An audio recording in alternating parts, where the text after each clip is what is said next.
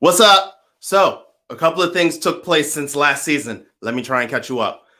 So, originally, I started some show on Facebook and YouTube called The Receipts, in which I just wanted to know more about a guy that was running for council for Actors Equity Association, who was being outed as a racist.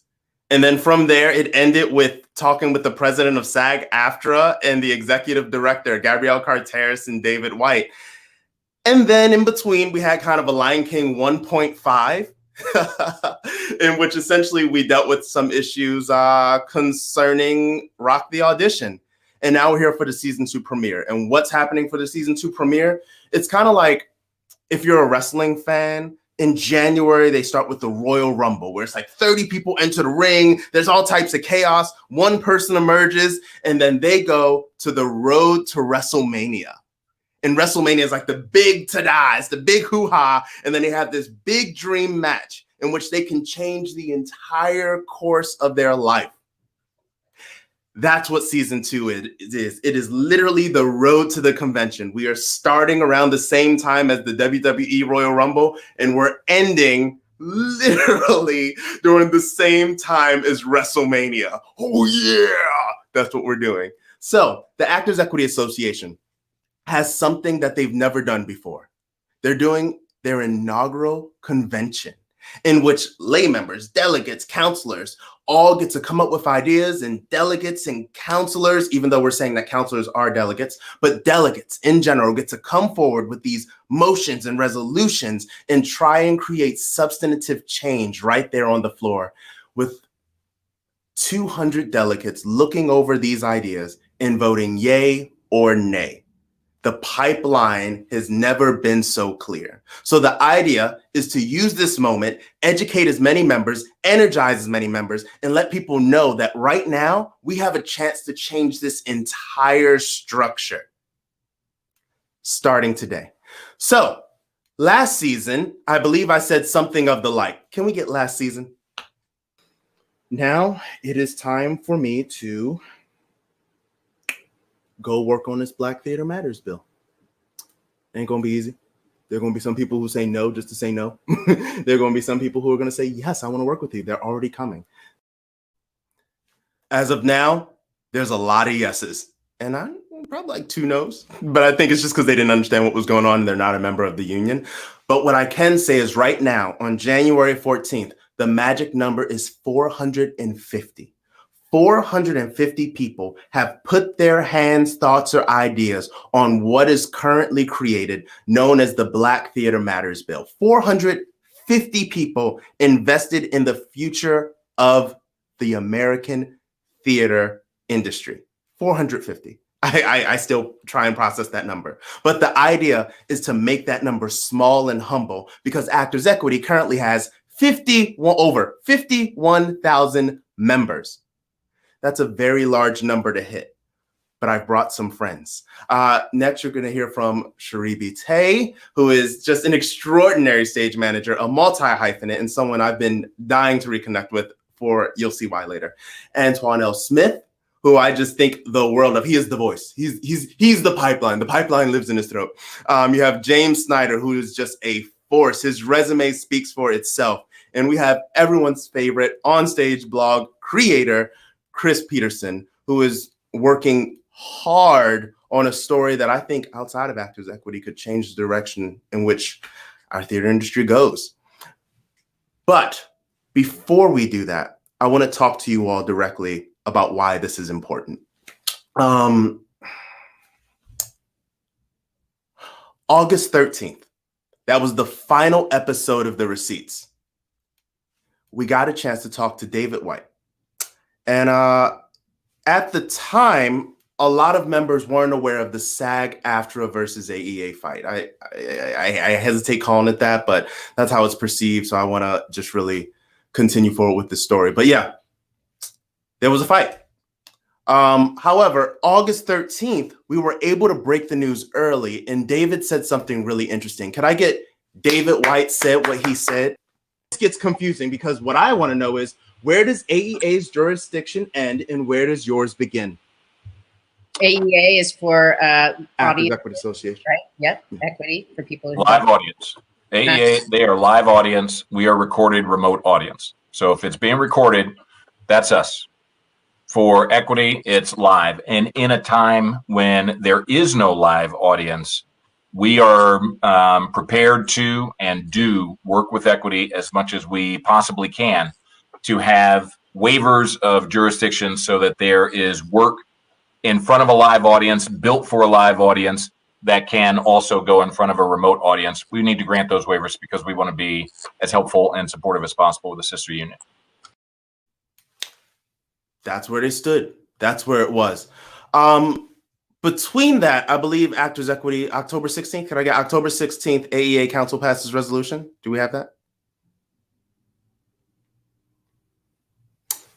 This, if we look in the middle part, something that was a little concerning for me is when Actors Equity made the announcement and went public with the issue, they said that the actions, essentially the actions of SAG-AFTRA directly impacted BIPOC equity members. We could take that down. That was October 16th, which made it weird because between the two unions, only one has a Black executive director. So for me, messaging was a little weird because it's like, what are you calling him? Like, what are you trying to say? So that was a little weird. That was a little odd. However, there was a lot that took place between August 13th, in which I knew that this situation was happening, and I believe November 13th is when they kind of solved the issue.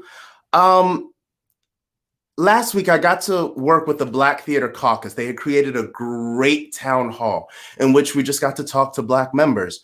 And there was a stage manager from Philadelphia named Pat Adams, who works for the Wilma Theater.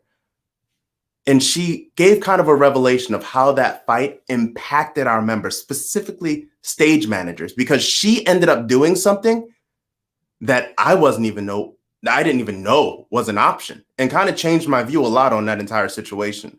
Could I get Pat Adams one? What is it? The SAG-AFTRA ultra low budget contract is what it was called.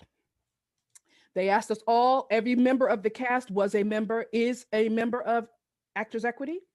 They asked us all if we could work under that contract. And for me, I wanted to understand what that meant.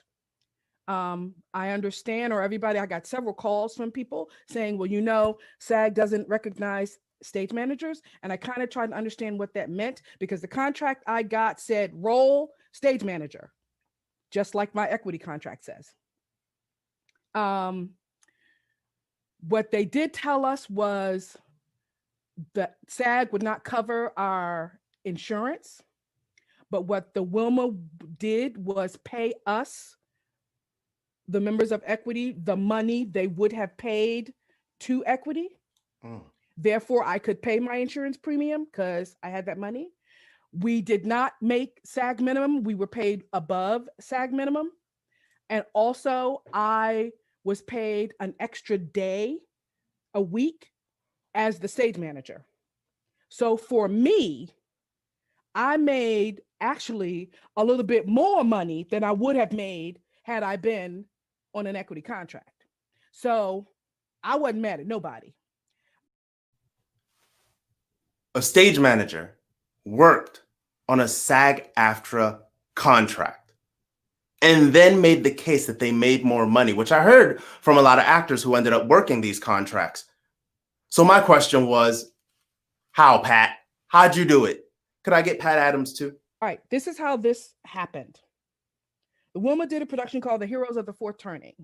They tried to get things through equity, and all of that fell apart because information wasn't coming out, and they put in paperwork about what they wanted to do and how they wanted to do the safety things, and equity turned it down. And there's other information that the Wilma was waiting on from equity, and equity didn't answer them. And I know that there was money attached to the production. So it's like, if we don't do it, what do we forfeit? We have to figure out how to do this production. Whoop, there it is. It was that simple. So part of the articles that you will see online, or what a lot of people who are producers or the bargaining partners, said it was very tough to get a production done, which created the entire rift to begin with. So then my question was, Pat, knowing all this stuff is going on and it's the middle of COVID, why'd you do it? Why'd you do it, Pat? Why'd you do it? And this is what Pat had to say. Can I get Pat Adams 3?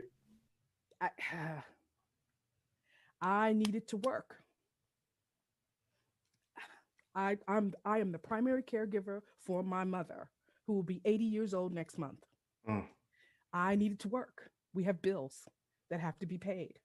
So I was hoping for the equity contract. I wanted to sign an equity contract, but an equity contract was not available. A different contract was. I don't want to not work under equity contracts, but if Actors Equity itself is not actually working with the theaters who are trying to provide us work, I don't know what they expect us to do. I can't not take care of my mother. So these are some of the situations that our stage managers and our actors were in. However, something interesting happened. November 13th, AEA and SAG-AFTRA announced that they had an agreement. Can we get the council passes resolution regarding SAG-AFTRA, or is that the other one? I forget. Can I get the other one? I think it's November 13th, AEA, blah, blah, blah. You know what? I probably didn't even load it. And here's why I didn't load it, because it's the same thing that was announced on the season 10, on the episode 10, season 1 finale of The Receipts in August. So November 13th, they reached an agreement that SAG-AFTRA, specifically David White, had already said was the plan in August. We lost a lot of time. And I think what we really need to understand is what's at stake here. Yes, 2020 is done. Well, you know, the debate is that 2021 really begins January 20th. So be where it may, according to the calendar, we're in 2021. And the question is, how do we make sure that we don't waste any more time? And we start by reminding everyone of what's at stake. Could I get Be an Arts Hero 1? There's an incredible organization called Be an Arts Hero, and they say arts and culture is big business. We came with the receipts. I would like to think that in working with them, that somehow I inspired that, but I know that's narcissism. But anyway, the U.S. Bureau of Economic Analysis, it's already starting. Economic Analysis reports that arts and culture accounts for $877,809,686 and 4.5 of the U.S. economy. That means it's contributing to 5,107,889 jobs. Let's break that down a little bit more. Can I get Be an Arts Hero 2? Return on investment. That is, for example, what is it? For $1 of NEA funding, it's leveraged to $9 in private and public dollars. That means when it comes to the GDP, we are mollywhopping agriculture, we are beasting on construction, and we are running circles, well, driving circles, doing donuts on transportation. That also means that in 2017, America exported $72.6 billion and imported $42.9 billion worth of arts and culture. That's a $29.7 billion trade surplus in arts and culture. Commodities, we could take that down. So who's seeing that money? Could I get AAPAC? This is a study that came out from our wonderful Asian artist. I'm so blown away with what they did here. If you look here, they released a study. Please go to this website, please, in which it shows that white directors clearly get to shape the stories of New York City stages the majority of the time. Because what is that? 85.5% of them are white, and only 14.4% of them are BIPOC directors. Can we get AAPAC 2? So if you really continue to break that down, when you look at Broadway, 100% of the artistic directors are white. 64.7% of BIPOC productions were shaped by a white director. Could I get AAPAC 3? Broadway actors, 66.4% of all roles on Broadway were filled by white actors during the 2017-2018 season. Could I get AAPAC 4? So let's break away from Broadway for a second. Is it better regionally? Which sector is more likely to hire BIPOC artists? Please get into this data. But the main point is no. Broadway hired less BIPOC artists than the nonprofits, but they are practically on par. We can take that down. So what I want to do with this Black Theater Matters bill and the current 450 people who have signed on and the hopefully 51,000 members who would at least know of its existence, I want us to work together in a transparent manner. In this great experiment, I want to see if we can come together and create a more equitable space for every single artist, starting with the Actors Equity Association. So again, I've invited some friends for this action-packed first episode, and we're going to get into it. Can I get that intro video? After just one season, the receipts transformed from a one-on-one with a controversial AEA candidate to drafting legislation. Season 2 begins with introducing the Black Theater Matters bill to a panel of creatives that are from different corners of the highest levels of the industry and the public at large in a collective effort of making things better for Black bodies on stage. Today's panelists are James Snyder, actor and musician who was currently starring as Harry Potter in Broadway's Harry Potter and the Cursed Child. Other Broadway credits include In Transit, Broadway's first a cappella musical, and opposite Idina Menzel in If Then. His titular role in Crybaby landed him a Drama Desk Award nomination, and he can be also heard as Jason on the Bear a Pop Opera concept album. Emmy Award winner Antoine L. Smith has been seen on Broadway in The Color Purple revival, Memphis, Miss Saigon, Carousel, and once Broadway returns, you can catch him in MJ the Musical. His performance of Curly in the Denver Center for the Performing Arts' award-winning all-Black production of Oklahoma won him Best Actor in a Musical at Denver's Henry Awards. Cherie Bite is a multimedia creative artist who specializes in professional photography and videography, alongside her career as a Broadway stage manager and voiceover artist. Broadway and tour credits include Hadestown, Amelie, Getting the Band Back Together, Warhorse, and In the Heights. Her photography has been featured in The New York Times, Forbes, Skittles Broadway Live, and the Philadelphia Inquirer. Chris Peterson is the founder of Onstage Blog, which launched in 2014 and has since become a leading voice in the theatrical industry. His work has been featured and mentioned in The New York Times, Boston Globe, Atlanta Journal-Constitution, The Hollywood Reporter, The Guardian, Yahoo Lifestyle, and The New Yorker. We know that Black theater matters. Now it's up to all of us to put that into action. Davon has made room at the table for us to craft this bill so we can put equality and accountability in Black and white.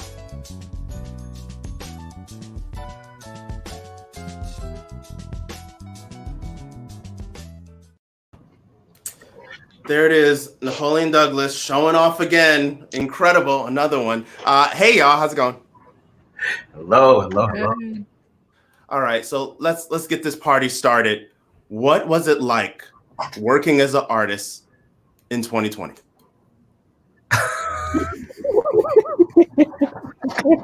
It was great for that first 3 months. Right, it was great until March. So living the dream. Pretty good. I was on vacation in New Zealand and Singapore and Malaysia in February. So like that, I was there when that was happening. And I came back and I was like, we're shutting down. And the night before we shut down, I packed all my shit, the booze, my air fryer, took it all home. And the next day they announced that Broadway was closed. I never thought in a million years that Broadway would shut down. The conversations I was having with people, if Broadway shut down, how the economy would just go to... And that bad boy has been shut down since March of last year. I was like, 2 weeks, maybe. 6 weeks? No way. Here we are, going on a year almost. I'll say this. I'll say this much. We were rehearsing the year 3 cast of Harry Potter, and I hope I'm not getting too much bounce back. I'll bring the volume down. Sorry. Oh, no, you're good. Good. So I was rehearsing the show for 10 weeks. We had 10 weeks of rehearsal with the year 3 cast while I was doing the year 2 cast. I had 1 day off a week playing Harry Potter. I literally prayed to God. I said, I want to be with my kids again. And I'll just say, be careful what you wish for. So we're breaking news right now. 2020 pandemic, James Snyder. It's my fault. But as we were sitting around the table, I'm in California now, staying with my parents, and my family's all here, and it's been amazing. And I'll say, as we were going through what we were grateful for, as we do every year, and what our goals are, the time that I've gotten with my kids, there's a silver lining to everything. And I know there's tragedy that's happened, but the things I've learned about myself, as far as my identity as a person besides being an actor, and that coming into question, who am I when I'm not an actor, and really having to face that. And then just to get to watch my kids grow up. I was gone for 10 weeks. I barely saw them because I'd leave on the train from New Jersey and all of that. And now I'm like full-time dad, learning how to teach them still, and I would trade it in a heartbeat, but I wouldn't trade it for anything. I really wouldn't. So I'll say that much is like, this has been hard on a lot of people, and it's been hard on me, but I think I'm grateful for what I was given. I can't control what happened, but I can control what I got to get out of it. And I'm so lucky. I'm so lucky, and I've got a job to go back to. How lucky. I'm the luckiest guy. I'm telling you, that's the truth. I think I've got the greatest job I've ever had to go back to. So, but that's also, just to go back to you, Davon, it's like, but that's not necessarily why we're here. It's we're here to talk about how to protect the people that need protection too. Well, it's all connected, because even when you look at your situation, I believe there was a contract established by Actors Equity, pretty much to prolong your contract when it comes to health and keeping your job and things of the like that a lot of Broadway actors receive. Did you receive that? The agreement with Equity right at the beginning, or just to extend the contract so everyone was not let go. Pushed us into April, which on the old old medical insurance pushed me into, actually I was fine till October, but now that it's this weird 6-month thing, I actually don't understand exactly what's happening. But I reached out to our producers, Sonia Friedman and Colin Callender, and I asked them, Harry Potter's committed to being a light in the darkness. And that is also starts with their awareness of the struggle of our BIPOC brothers and sisters, and they're doing their best. It's a huge machine, and they're doing their best to be there. But I reached out and I said, you're committed to be a light in the darkness. Just to let you know, there are stage managers and actors that will be uninsured when we come back. So you will be rehearsing human beings that will have no health insurance. And if you're committed to being this light in the darkness, I would appreciate it. My wife's going through a ton of medical stuff right now. And if it weren't for that extension and all of that, I can't imagine where we would be as far as bills and all that. So they stepped up to the plate, and they just, for the entire cast and stage management, paid for 12 more weeks, paid into 12 weeks of health insurance at this point, So I'm hopeful that the people know the right thing to do, or don't know what they don't know and are willing to make that step. But again, Harry Potter can afford that. You know, Harry Potter can take that hit because of what it is, you know. And I think I worry about the smaller theaters, the smaller productions. I grew up in Sacramento, going to the music circus here, and it scares me to death to think of that place closing down, you know. And it's got its own issues of staffing and all that, but it's a place that made me love theater, and all I want to see is people soar and be lifted up. But this is why I do this, and so it's like I want to see everyone lifted up, you know. And so I don't know. I just spoke my piece. That's my preamble. Now what has navigating been like for you, Antoine and Cherie, when it comes to the Equity League in healthcare? Cherie, go ahead. I'll let you go. Go ahead. Oh, okay. They came out with a new health thing, and I was like, I don't know.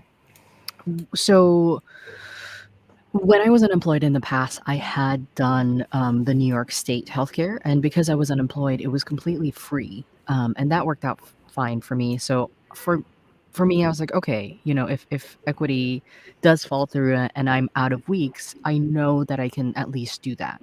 So I wasn't like freaking out internally. But for the equity health insurance, same thing with James. We were lucky enough that I had enough weeks to cover me for a certain amount of time, and some casts out there had producers pay into their health insurance. That's what I will say. A very loaded some producers. Antoine? I'm gonna agree with everything said. I have had the extreme pleasure of the producers of my upcoming show help us also with insurance. I mean, there are still great people out in this world, and I'm so thankful for them. And there's also stuff in the new insurance that I don't understand. And then now they raised the price, like double the price. Like, how could you do that right now all time? Like, some people were having trouble just paying what it was before, and then now you're like doubling it for some. It's incredible. But I pray that people are able to get health insurance, those who absolutely need it. Chris, from the outside looking in, when the healthcare issue happened, what did that look like to you? You know, it's funny, like from the outside looking in, when you're explaining it to other people who work in other industries, the answer I always get is confusion, bewilderment.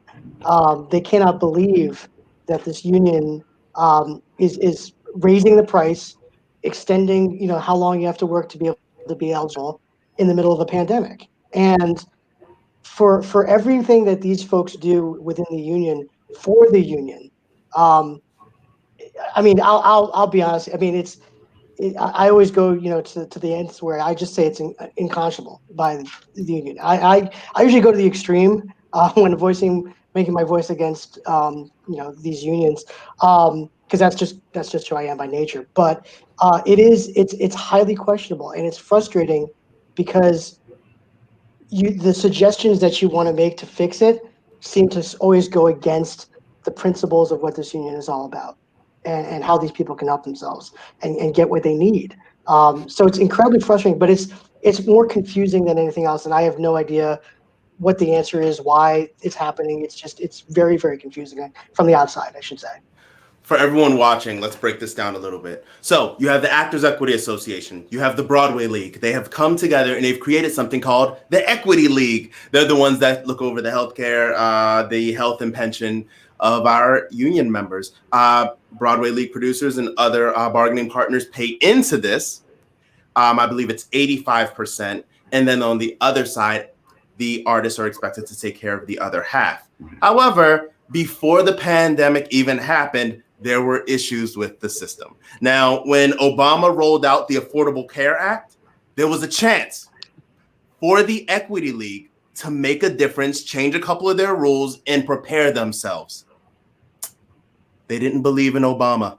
and now we're paying the price. But there are some things that are a little complicated. Right now, there's a big argument of single payer, in which universal healthcare, which you see in Britain and things of the like. Overall, that's a great idea. New York is currently looking into that. California already did something like that, in which Actors Equity actually participated in helping getting that done. However, here's part of the issue. When something like this was passed in the UK, British Equity was able to get universal health care for all their members, but wages went down. Now, if New York ends up doing single payer, this is great for New York. However, the question is what happens to members in the central region, the western region, and what takes place later? What if a producer goes, we have Universal, I'm a Broadway producer, I'm not paying into this anymore. And that's where things get a little bit complicated. And that's what we need to watch when it comes to healthcare. Very complicated. There's hope, but at the same time, there's a little give and take that comes with it. Another thing is a big argument that's happening internally. Now, when President Barack Obama ran against then Mitt Romney, Senator Mitt Romney now, Mitt Romney was asked about Detroit, Michigan, in which Detroit was in a very dangerous situation.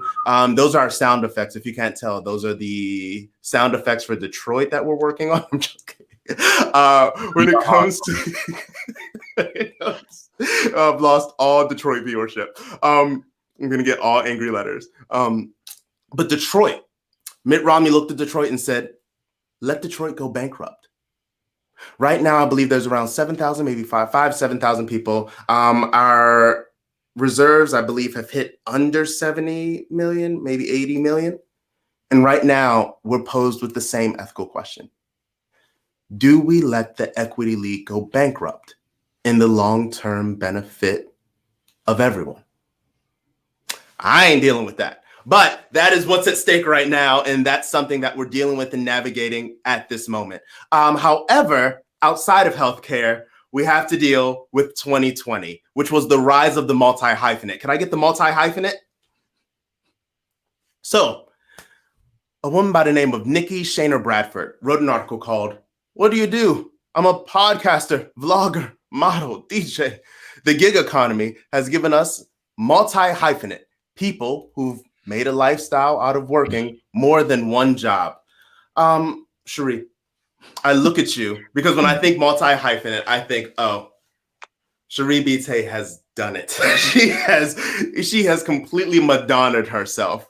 And I want to know for you in this time, again, when we deal with things like, what is it, the 2001, 2008, and when we go through these horrible situations, it's usually the multi-hyphenates and the innovators who rise to the top, or as Malcolm Gladwell in The Tipping Point likes to say, the early adopters. So as an early adopter, what has it been like navigating this new terrain? It honestly, it started out a little slow, and I will go back to the loaded question about our producers. Our producers are wonderful. I just wasn't sure if it was like public news, but our producers are great. I'm gonna put that out there. So for me, I was already doing all of this multi-hyphenate before the shutdown. So I was already taking photos, doing videography, doing kind of tech stuff for people. And so when the shutdown happened, I was like, well, okay, let's see what I can do. So I shot a wedding. It was like a 6-person outdoor socially distant wedding. I did some band shots for people. So I was still able to kind of do the gigs. I, like the nerd that I am, made an Excel spreadsheet called Pandemic Hustle, which I had columns of like photography and then like stage management, tech consulting, music, where I like played music for kids for money, and then voiceover stuff. So really 2020 allowed me to have like a full-time dive into things that I really love and might not have had the time for during Broadway. And it's nice to not be locked into one specialty. It allows me to really create and also mix and match. So a show that I stage managed, I ended up tech consulting on and being a photographer on, which is how I got my photos on the New York Times. So right now being a multi-hyphenate allows me to put all of my what do you even call them, skills to work on one project. Antoine, as a teaching artist, how has that adjustment worked for you?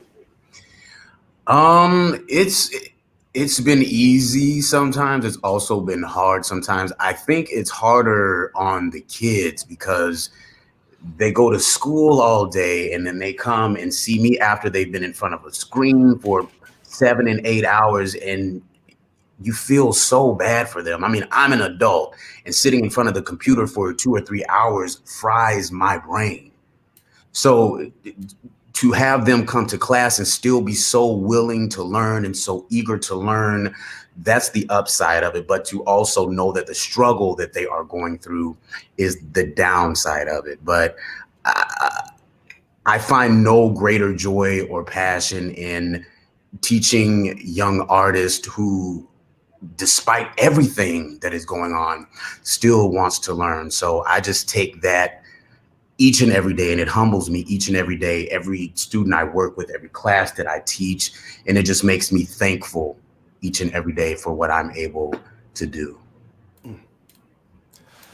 James, were there any side hustles, any productions you were thinking about? I've been fortunate to have a few gigs. When things were getting a little strapped money-wise, I actually just put a thing out on Instagram, and my wife is a digital course creator for product-based businesses. So she helps people. She has a podcast called The Product, where she helps people who sell something that they make. She teaches them how to sell it on different platforms, this or that. So she creates courses online for all of her clients. And I was like, she's like, you, A, need to get a dang job. And B, yeah, I got it. Why aren't you creating a course? And so we sat down and I created a 6-week course, which led into an 8-week course. And I hopped online and I went on Instagram and I said, I'm looking for 10 students to try this out, to be a group of actors that I teach my acting method to, with a touch of everything that I've learned through my varied career. I started out in LA. Like, I was a member of SAG by 2002, SAG and AFTRA, that both sort of came on the heels of each other, because I went to USC in Los Angeles. So I was like, oh, I'm gonna be a TV guy. Then I did Rock of Ages out there on an equity waiver contract, made no money, and then booked Crybaby, then had to join equity. So it's a weird journey that I've had, and I've learned a lot of things that are like, I don't know. And so I was like, how do I package it all and do this? And 40 people responded. And so I ended up with 4 classes of 10 people, and so it was challenging. It pushed me in ways I never thought it was going to. But I got a Christmas card from one of my students, Gina, and she booked 2 jobs since we took the class, and she was just like, it was a highlight of her year, And it wasn't necessarily about auditioning, but just getting people thinking about how they work and what they do and how I do what I do, and just being open. It was like, here's 3 hours with me. I've got 2 hours of my time of what I'm going to teach you. Then your time is for, that extra hour or so of just pick my brain, like whatever you need. Like, I was just like, I don't know how to show up for you guys, but I'm here. And that sense of community, I didn't realize how much I was missing. And so I got so much. It was such a win-win. I got so much. It's just like Antoine, like I got so much out of it. And now, granted, me and my life as a father really has, I really had to dive in because my wife's gotten really busy, and luckily I don't have to bring in the money right now, just because we happen to be on an upswing with her business. And so I'm full-time dad, but I taught, and then I've had a couple random little readings here and there, and I've got a couple coming up that may or may not be on a SAG-AFTRA or an equity contract. The producers are still unclear. Like, they're like, we think it's SAG. I don't know now. And it's like, okay. So I've been lucky. And then obviously just doing little things like this and concerts with friends and showing up on Zoom and whatever I can do. But Yeah, so that's essentially my life with work and with teaching over the last little bit, and my hustle, I'll say. Speaking of the hustle, when it comes to theaters and this very topic of teaching artists, a lot of the grants that are awarded to places like the Walnut Street Theater, the Wilma, have you heard of these places, Sharite? No, I'm joking. When it comes to these theaters and regional theaters of the like, they survive on grants. And what's written into a lot of these grants is money for education, which then back ends the productions. Now, who teaches in these classes? Who teaches at these schools? It's the actors, it's the musical theater actors, it's the singers, it's the stage managers. So when we talk about the multi-hyphenate, my question is, how do we protect our members as we evolve? We have to start doing more. So my question to all of you is, when it comes to teaching artist work, if producers are writing it into their grants to get this money, and that work tends to fall on us, should we recognize that as work under Actors Equity, which can go towards health weeks and things of the like? Ooh, that's a good question. I mean, I'm of the opinion it all should fall under. Like literally, anytime I'm like humming a note, I want it to go to the health insurance. But right, you know, I agree. Well, if you start getting producers involved and you're starting to get extra money, I mean, absolutely, yeah. Let's make it work for everybody. But like typically with something like with Music Circus, like Sacramento Music Circus, I know the people are already doing the show there anyway. So then that's just part of the extra extension of what they're doing. So, or Pittsburgh CLO, like, so. I mean, I do think, and I was reading your bill that and extending that union invite out to the teachers. I do think there's something to that, though. I really do. You know, I think it's inclusive. Like we're all doing so much of the same stuff. Yeah. So there, I think there's something to it, but I don't know. It sounds like it's complicated, and anything complicated ends up really ends up getting a little messy. I think of there's a delegate named Erica Walsh. She Broadway, I think she was in once. She brought up a very good idea when we spoke a little bit ago. Interviews on the, I think, BIPOC delegates page for AEA. Check them out. We had spoken about the issue with actor musicians. How these actors are coming on with their instruments, they're playing, but they're not being paid extra. I think of that when I think of puppetry work. How we had huge King Kong. I always, whenever someone says King Kong, I think of Denzel Washington. King Kong ain't got on me. I don't know why I always go to that. And then I also bring it to that teaching artist work, where it's again that multi-hyphenate, that extra work. We need to start getting compensated for it. And I'll share a story of when I was doing the Dreamgirls tour for McCoy Rigby. And I think the world of Tom McCoy, because Tom McCoy is so big about being fair. Even when we had Brandon Burks as a guest, when Brandon Burks revealed that he had actually been doing some of the choreography for one of his shows, Tom McCoy went back and made sure he was compensated. That's the kind of producer he is. Also with the Broadway League. But I remember he was like, I need you to understudy. I want you to do this, blah, blah, blah. And by the end, I was making more than some of the leads. Like he was very much making sure that every hyphenate mattered. And I was like, it was funny because so many people were like, that's unfair. That's crazy. You never hear about that. And I was like, no, it seems fair. Like, it seems like if I'm doing this workload, just like I also believe, and this goes kind of for what the NFL does with their bargaining because they're under the AFL-CIO. They have these contracts where if you have a megastar on your team who has to do the press, who has to create a certain image so that the team can be seen in a positive light, that's extra bandwidth. That's work. Pay him for that. Like, so that's been very interesting. I want to ask you, Chris, about Surflight. Can I get Surflight? So, theater claims Actors Equity wasn't interested in helping them reopen.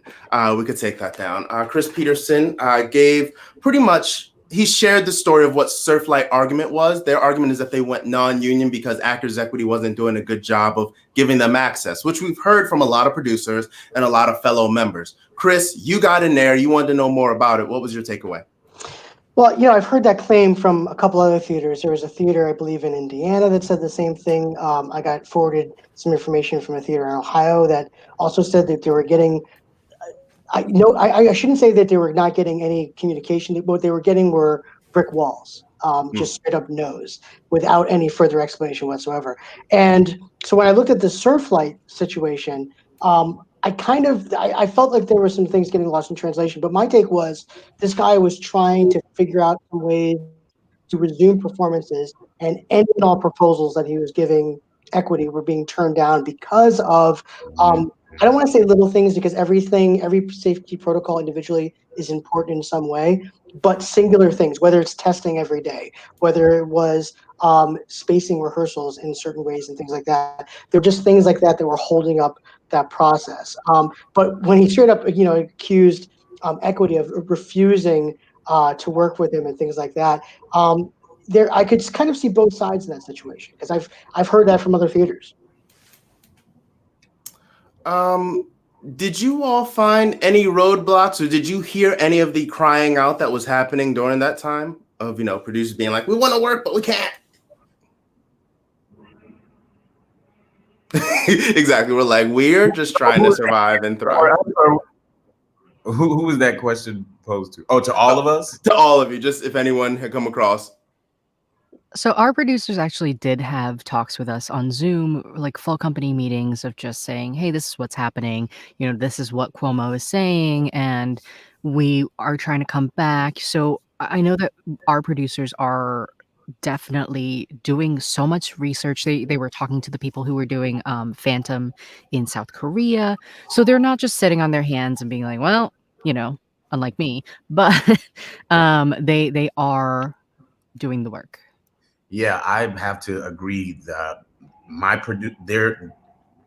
they Zoom call, even if it's just to like check in to see if people are okay, not necessarily even having to do with the show, just like checking in and make sure everyone's mental state is okay, everyone's spirit is held up, because of course they understand what we're going through, because they're going through the same thing. And of course, they want us to get back to work because they want to get back to work. So yeah, some of the producers out, well, at least I know from my own personal experience right now that our producers are definitely trying to make sure that we're okay through this whole thing right now. Yeah, and I should also mention, the good thing is that the union has been very consistent about what protocols need to be met. They haven't changed, anything according to their plans. So it's really on the theaters to adhere to that. And when they don't, we've seen evidence of that being disastrous. We've seen that theater situation that happened in Nebraska, where you've got COVID spreading amongst the cast of Mamma Mia, and now the entire town experienced a spike of I think it was 90% spike of COVID infections just from that performance alone. So we've seen the disaster that happens when these theaters aren't adhering to that and just doing their own thing and thinking that I'm going to go by Alabama's protocols and that should be good enough for the New York, satisfaction. That doesn't work at all either. So I do agree there has to be some give and take, but at least one side is being very, very consistent about what needs to be met. You beat me to it. I was going to bring up your Mamma Mia article because that title made me laugh so hard. I'm just like, duh, this was inevitable. It was, oh man, it was great. When dealing with COVID and this moment of solidarity that was being preached, the big argument was, are we all in this boat together? And of course, there's fights here. There's the rejection of the Great White Way. There's this happening. And then specifically in the Black community, there was an argument that the Broadway elites, as in anyone that's touched a Broadway stage and can say they have a Broadway credit, specifically the Black actors who walk across that stage, have a disconnect when it comes to the Black artists and actors who have not touched that stage. And that there was actually a little bit of elitism, or there wasn't a real clear pipeline being developed by those who had already made it to bring up the others. Antoine, you were able to get in on that debate that took place online, and I would like to know your viewpoint. Is there a divide and a little bit of elitism? Oh man, the word divide is very, very strong, because how people treat other people is personal. You know what I mean? Like, I'm not going to treat someone the same way someone else treats another person. So to be grouped into it being, oh, Broadway elitism because of the way maybe one or two people treated you, I think that that's kind of unfair. But I can also see from the outside where it maybe looks like that. But I know from my experience, I do what I personally can to help anybody that ever asks me, whether they're on Broadway, whether they're doing the community theater in the Midwest, because I feel like if I'm winning, we should all be winning. And I have no trouble with educating and giving people advice. But as far as how other people treat other people, I think that that's just a human thing. And I don't think everybody should be grouped in to Broadway elitism or Black Broadway elitism. Have I seen some people treat certain people the other way? Yes, but I've seen it from people that haven't been on Broadway who also treat people who have been on Broadway a certain way as well. So it's really a thin line, and I hate that there's even that line. It just makes me crazy to think, because we're already struggling to get so much. We have to ask for so much. So to be dragging each other down, or to feel that others are dragging each other down, it really blows my mind sometimes. I think about the idea of all kinfolk. I mean, all skinfolk ate kinfolk. The old what is it? Oh God, I'm losing my words. But you know what I mean when I say that. Right. The old parable, is it parable? I forget. Oh well. But all skinfolk ate kinfolk, and I think about that specifically. You see it in governance. You see it in other situations, and I think Amanda Seales said it best, in which it's there are some people who are fighting for equality. They want to really level the playing field, and there are people playing for the power of the oppressor so that they can oppress. And I think that opens us up to a lot. James, were you aware of the 99-seat theater fiasco that took place? And look, I got my start on the 99-seat theater agreement. I was doing a show with Kristen Bell. I was fresh out of school. It was a weird musical based on the V.C. Andrews novels called Snow, Sneaux. I was making $7 a night. Then after a month, I made $8 a night. A performance, mind you, no paid rehearsals. I was tending bar from 8 in the morning till 1 o'clock, tried squeezing an audition, and then go and do this. So I wasn't doing it for anything other than being a 23-year-old just trying to get in. And Kristen Bell was probably getting paid the same I was. She just shot this pilot called Veronica Mars that might have gone somewhere. So it's crazy to look back and be like, so I've got my own beef with the 99-seat theater thing, but that was before producers had gotten wise on how to look. I did every workshop of Heather's on the planet until it hit, until they had to actually produce it. And I got an email, same director, mind you, also. By the way, to go back, that director that I was getting paid $7 a night, he went on to direct She's the Man. So that got me an audition for She's the Man. All of a sudden, I'm playing opposite Amanda Bynes. I'm playing the bad guy in some teeny bopper movie called She's the Man. So it's like, do I hold anything against them for just doing what the rules were anyway? I don't know. But where it comes in is when you have something that's like, why would I even do a lab when I can pay these LA musical theater people $25 a night and actually put up the thing and actually choreograph some numbers and then take it, and then see where it goes. And that was the difference. It wasn't, look, there are some small schools that rent out theaters that want to put on shows that are LA actors who just need to get up and just tread some boards, in the off season kind of thing. And I don't fault those people. It's when a producer comes in and has the resources to pay people and doesn't. And the question is, how do you suss out what that is? And the bottom line is, I shot this movie ages ago about two idiots. It's sort of like Dumb and Dumber meets Project Greenlight, but like two idiots making a movie. But one of the things my character said is the job of a producer is to be the cheapest son of a bitch possible. That's your job. And I was like, so it's, in a sense, you're like, well, can you fault these people for doing their job well?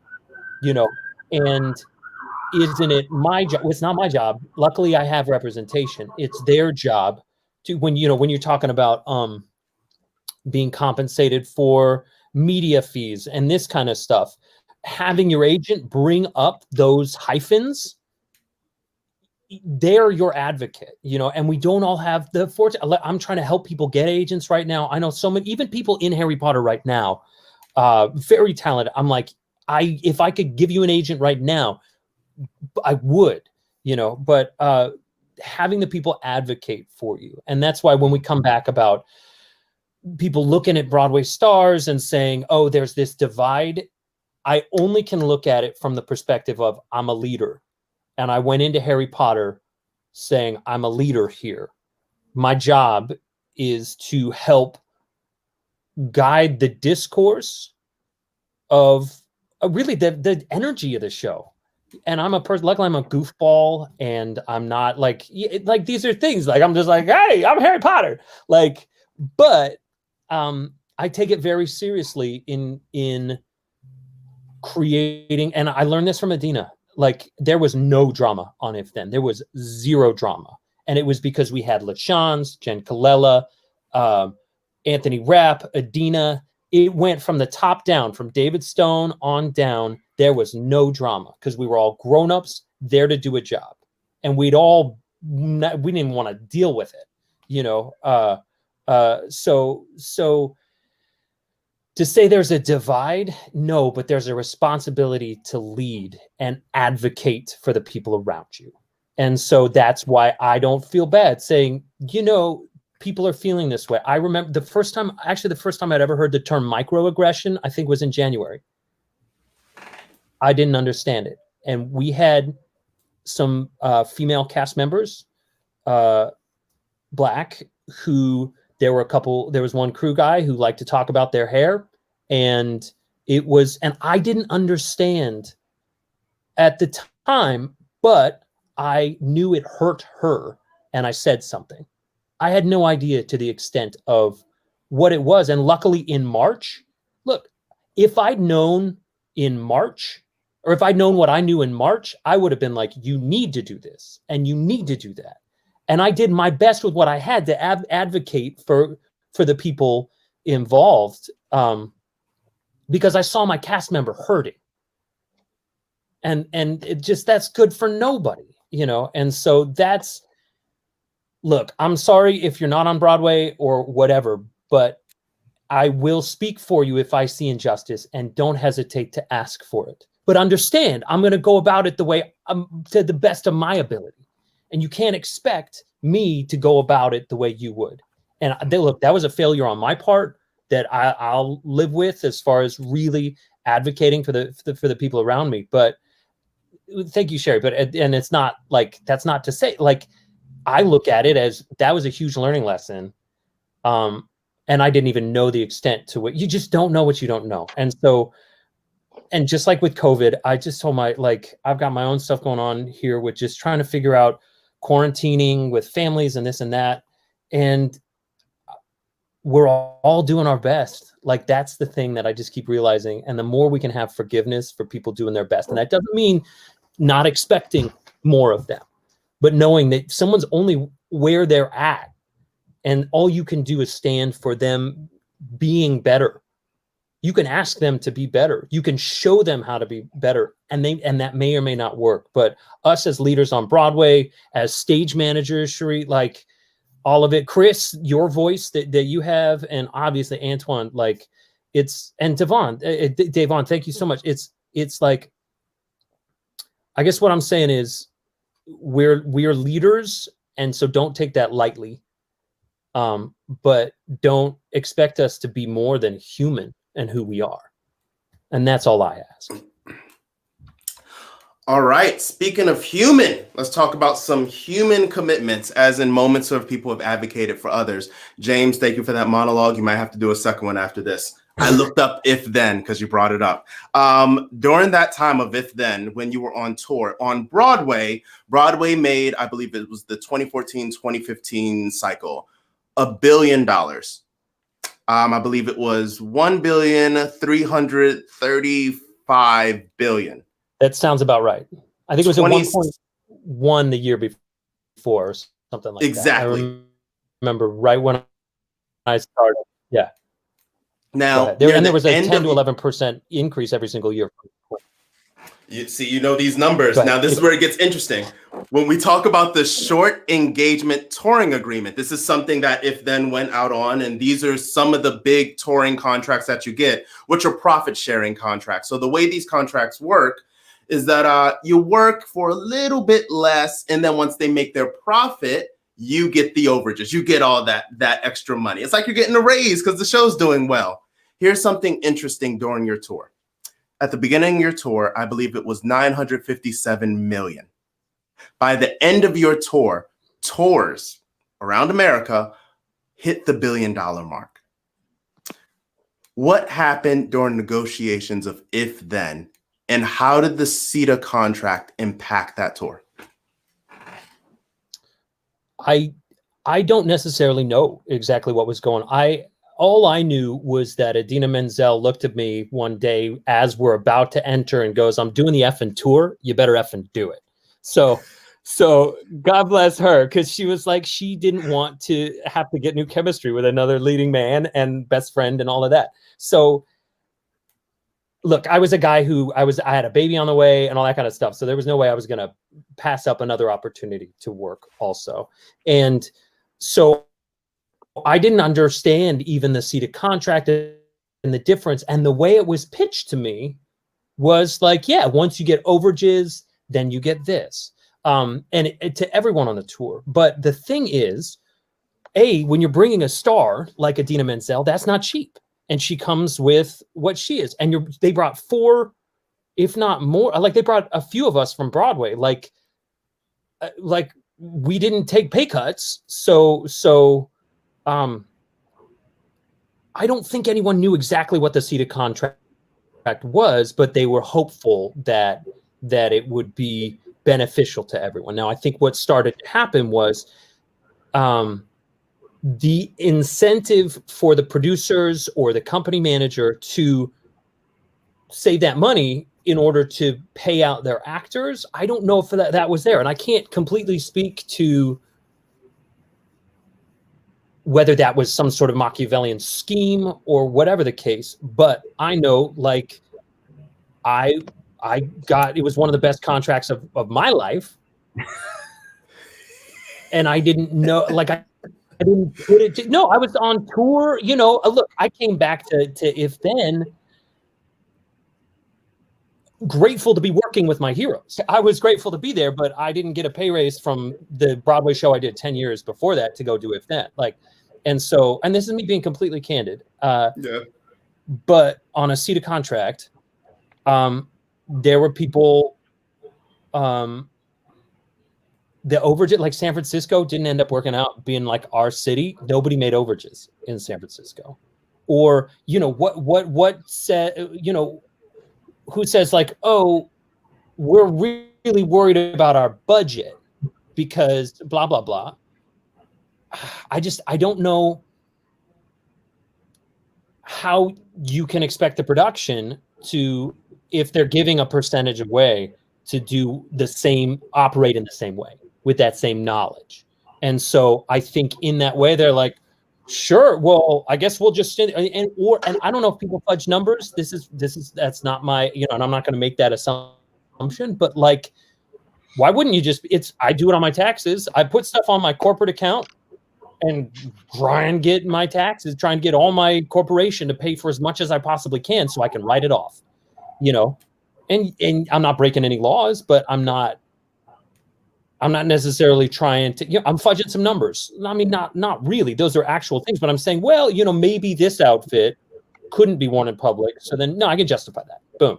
And so, and that's just what I'm saying is you're dealing with human beings. And it's a company manager's job to keep the numbers tight and to keep it whatever. But if you're already giving that percentage away to the actors, then what incentive do they have to worry about overages and to cover that? And that is just something that needs to be, I don't know, in wording or, but then you're just hoping for the goodness of whoever the people are running the numbers.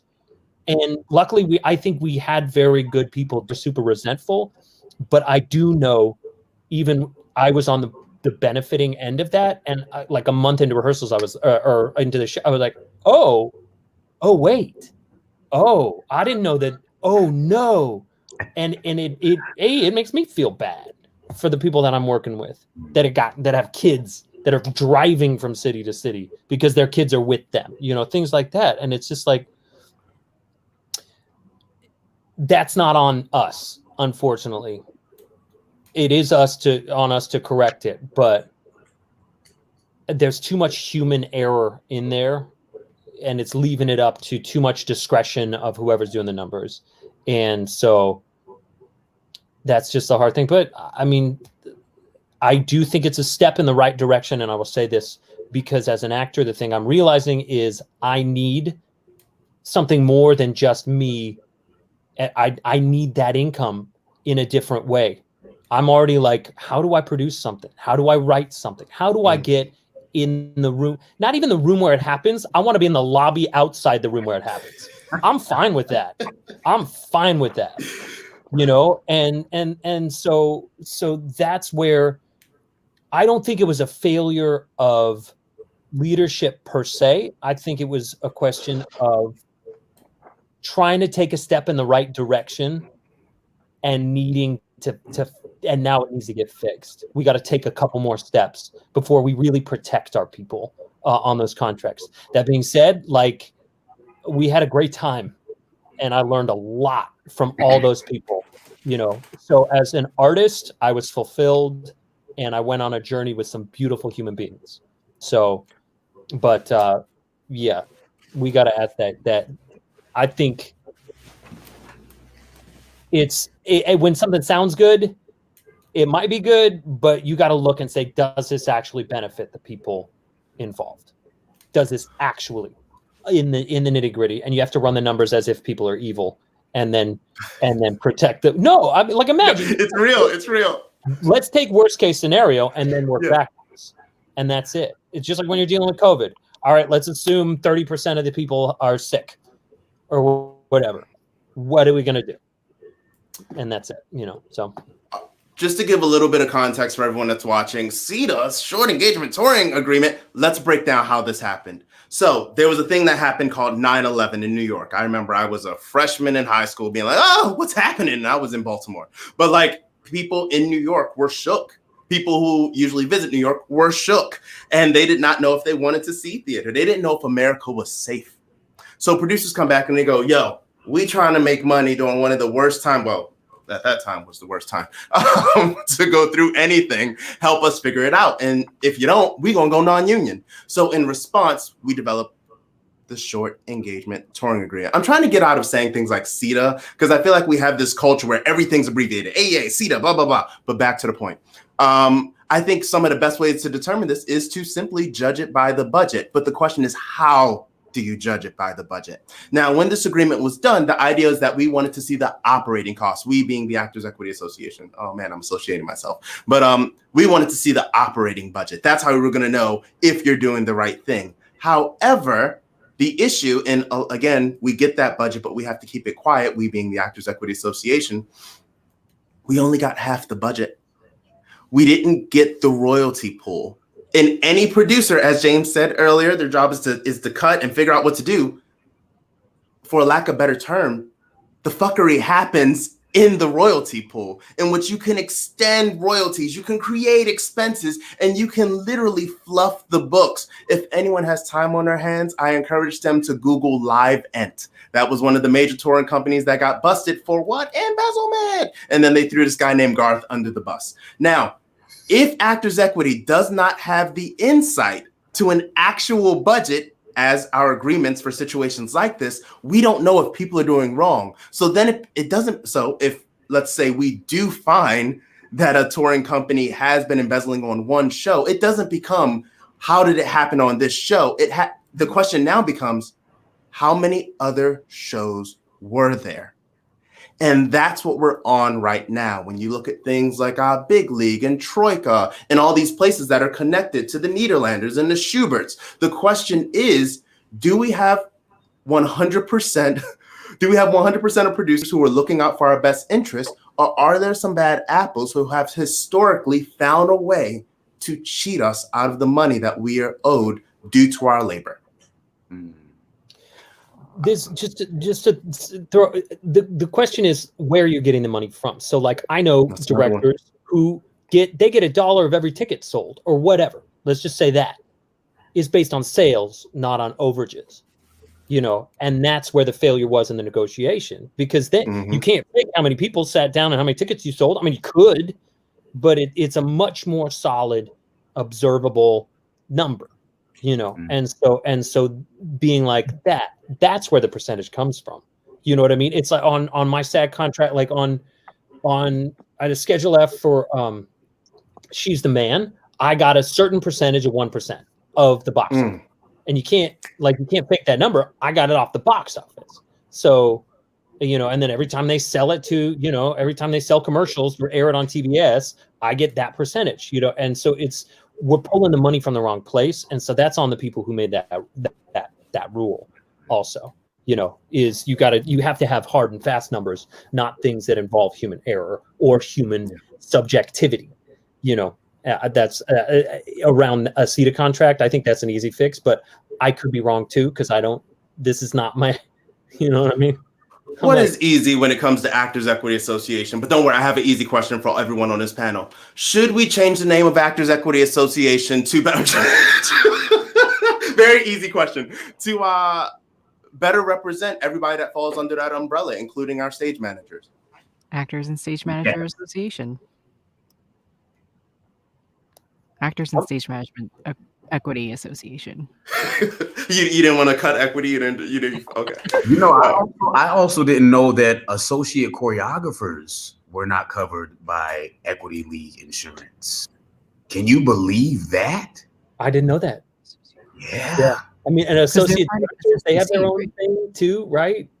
I don't think they have their own thing, because the people that I know that are associate choreographers are dealing with the insurance issues. That's so tough. It's so tough. Like you can associate choreograph a show, but you're not covered by that insurance. Okay. That blows my mind. And I don't think casting directors are either. There was some thing not too long ago where casting directors were like, help us also get covered by insurance. That blows my mind. You can work for this huge conglomerate but not be insured by them, but because of them and what they do, you are able to be successful, but you can't offer them insurance. Why? I think about the CSA when it comes to that, their society and just essentially how they operate. I think there's a lot of times, for example, we can speak to SAG-AFTRA on this. SAG-AFTRA does a really good job of reaching out to IATSE. They do a really good job of being like, and here are our partners, what you want. And I think about things as simple as, even when it comes to the drama, I'll call it the drama, that is our audition system for EPAs and ECCs, and the hell that is. I sometimes wonder, is it possible for Actors Equity Association to work with the Casting Society of America and create a joint app so that they can put their projects into there, we can submit our people there, and it's a little bit more streamlined and equitable. That's something that where it's like, sometimes it behooves us to ask for help, And I think that's one of those situations where we are really drowning when it comes to auditions. And I like to liken it to, there's a DC comic called The Apocalypse War that they turned into a movie where like they didn't know Darkseid knew they were coming and it was like a slaughter. I think about that when we go back to work and you have actors on actors on actors gunning for less jobs and stage managers gunning for less positions. I think about that a lot. And it's like, if we don't put those structures in place to make this a little bit more equitable, we might fall back into the systems of like traditional shows like Oklahoma and things of the like. Which, speaking of Oklahoma, this is probably going to be the last topic, and then we're going to play a little Harry Potter inspired game. The issue with Oklahoma and the argument of how American theater works is that it's a form of indoctrination. We are sharing culture. So when Oklahoma came out, there was this perception created by Oscars and Hammerstein and the directors of the like that Oklahoma was white. Oklahoma was an incredibly white place. It was lily white. There was nothing else there. And what happened is we learned about the Black Cowboys. We learned about all this rich, diverse history and how Oklahoma itself was pretty much predominantly BIPOC. And that's something that was actually discovered and tackled through your performance, Antoine L. Smith, as Curly. So could you talk to us about that experience and the education that came out of that? Absolutely. First of all, it was a great experience from the beginning all the way to the end. I mean, very rarely do you have situations where the entire thing is just fantastic. And that situation was fantastic. It was helmed by the amazing Chris Coleman, who had this great idea of doing an all-Black version of Oklahoma, because Oklahoma at that time had over 50 all-Black towns in it.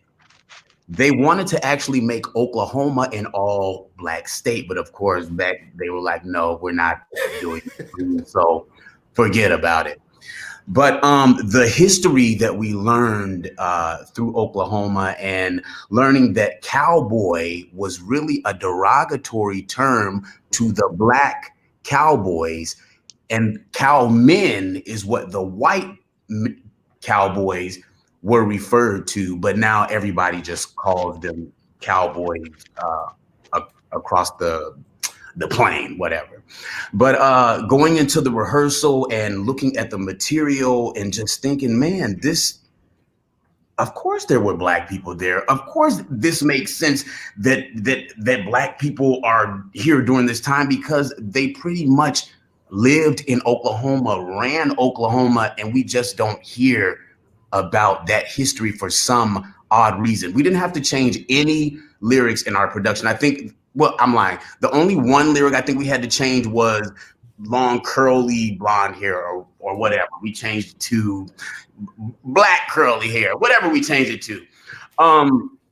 But just sitting in that room and looking around and, you know, like envisioning our ancestors and what that time would have been for them. And a lot of Black people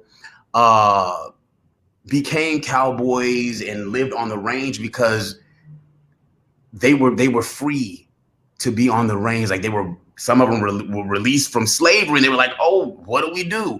So they worked the ranges as cowboys.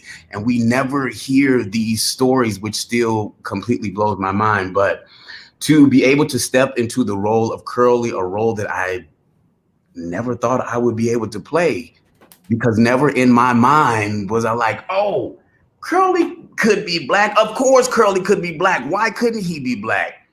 But Chris Coleman set us down, and he explained what he wanted. He gave us information. He wanted this to work. He wanted us to look the best that we could. I mean, Black people always look good anyway, but he just wanted us to tell a truthful story, and we were able to tell a truthful story with his guidance. And another thing I want to add to this piece meant so much to me personally that I was in Carousel on Broadway at the time, and I left Carousel to go to a regional theater to play Curly. People are like, why would you leave a Broadway show, a Broadway play to go do this? Because it was about the art to me. It was about how special that piece was to me. And for me now to look back and be like, guess what? I was in an all Black version of Oklahoma, and I played Curly. I can be in Carousel whenever, because, you know, they put Black people in them now just to be like, oh, we put Black people.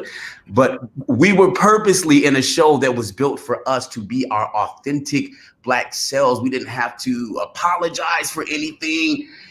It was just a wonderful, wonderful experience. And Davon, my fellow Curly, I mean, Curly has been played by 3 Black men. 2 of them are on this screen. 2 of them are there. 2 of them are on this screen right now. Can you believe that? Yeah. And that's just it. It was an amazing experience. The history was rich. The experience was great. The direction was great, and I loved it. Absolutely loved it. All right. I absolutely love ending on a high note, but that's not today because we have one game that I want to play. And I want to say that the Harry Potter series is incredible. I think it's iconic. As you can see, there is a part 1 and already a sequel on Broadway, helmed by James Snyder. So I wanted to play a game in which we build a ladder and we build a pipeline for 3 actors who have already made waves in 2021. 3 incredible actors who have made waves in 2021. And what I want my panel to do is I want them to answer a very simple question. Is there 15 minutes up or is there 15 minutes just beginning? In a game I like to call Harry Bottom or The Boy Who Lived. Or as I like to call it, The Boy Who Lived or The Boy Who Shivved. All right, so can I get contestant number 1? Allow me to introduce you to Jason Schumann, who is a voice actor. He is also a commercial actor. And he was last seen last Wednesday, 2 Wednesdays ago, in a production of Storm the Capitol. We can take him down. Everyone, is this a boy who lived, or will this be a boy who will get shivved? Well, he's currently on a hunger strike, right? Because he doesn't have vegan food or something. No, they're giving him organic food now. Well, you give a star what they want. Because he was not getting organic food. 5 people died because of your actions, and you're crying about not eating organic food in jail? Don't get me started. All right, Chris, I think you're the final vote. I think we're all kind of unanimous. Shift. Oh, yeah, definitely. There's no question. All right, there we go. I don't advocate violence. Yes, I can't speak to that because I don't think anyone should ever. Well, I'm torn. Like if I could shiv Hitler, I 100% would. So. Well, let's see how you feel about contestant number. Well, here's what's fun. Cherie and I both got our start at the University of the Arts in Philadelphia, in which we got to meet a bevy of incredible Philadelphia artists. I got to meet Antoine L. Smith at the Media Theater, which is also part of the Philadelphia community. And contestant number 2 is also from the Philadelphia community. Philadelphia and also Boston theater artist Jacob Chansley, who was also seen 2 Wednesdays ago in a production of Hear Ye, I'm Taking the Capital Ye. We can take him down. Hear ye. Boys, the music makes itself, right? The Boy Who Lived or The Boy Who Shivved. Do you think actors in this situation, even in his situation, do you think that there is a path forward for any actor that was spotted in a situation like that? Let me say this. I'm not making any excuse for anybody, any kind of violence at all. But we don't know what people are going through. And he might have gotten there and not have known the extent of what was going to happen, because he looks to me like he's like, oh God, am I okay? Well, let me get this $250 that I'm gonna need to maybe pay my insurance or eat my groceries or get my groceries for the week. So once I found out some of these people were actors, I was like, man, okay, you might have to eat, but damn it, don't be up there killing people. Like, that doesn't make sense to me. But we're living in a crazy time right now. I don't know. I want to echo what James said earlier of people know what they know, right? If Right. that's all you've been exposed to as a kid, and I had so much unlearning to do as well. So I know that people can change. I know that you can unlearn, but at what point down the QAnon hole do you have to be dragged out? You know, how, yeah.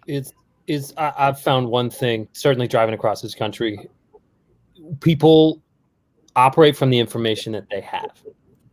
And most of this country is watching not Fox News, you know, or whatever. Look, I've got a couple family members who are down in that, like, the QAnon like hole, trying to convince us, because they've just spent too much time on Facebook and be like, you can't listen to the media, you know, and all of this, and it's the information that they're being fed, that they're consuming, and it's their fear that's talking. I hope. I know with my family, it's that fear is being exploited and twisted. And it's just it's sad. It's sad. I don't know. I think this world is hurting, and the thing that I was like, just kindness. Like, that's the thing I've been so clear on, is just the need for kindness and kind speaking, and there's need for anger, and there's need for passion, and there's need for drive. I'm not saying that, but you look at John Lewis. That man was being beaten and said, "I love you, I love you, I love you." And if he can do that, like, I wish I could be that kind of human being. Right. I wish I could practice my preach like that human being did, in his life and what he stood for. And so, and what I can authentically do is be kind. That's who I am. And I know how I can contribute to this world. And luckily, I've been given the theater to do it. I've been given these people to do it. And so I just hope when we get back, I can't wait to hug Antoine, when I see you, Davon, Cherie, we're in here. I'm going to give you the biggest fucking, if I can, if we're not wearing masks and everyone's like, once we're past all this madness, like, then in that case, let's put it to the test with contestant number 3. Okay. All right, there we go. James, say it. Say I love you. Say I love you, James. Oh, fuck you.